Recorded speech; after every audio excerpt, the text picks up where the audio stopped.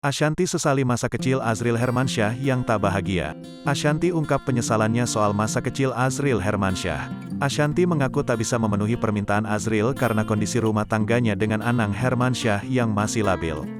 Hal ini diungkap Ashanty kala memberikan ucapan selamat ulang tahun pada Azril lewat video di kanal YouTube The Hermansyah A6, Rabu, tanggal 29 Juni tahun 2022.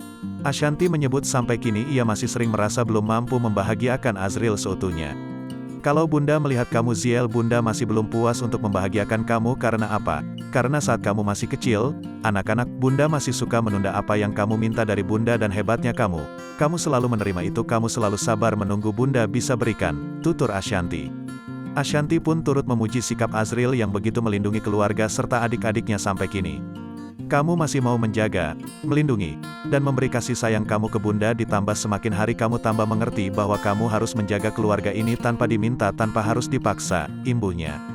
Tak ketinggalan Ashanty juga turut mendoakan kelak Azril bisa menjadi kepala rumah tangga yang baik untuk keluarganya sendiri. Semoga Ziel juga kelak menjadi kepala keluarga yang baik dan setia dan selalu menyayangi keluarga. I love you Ziel, ucap Ashanty.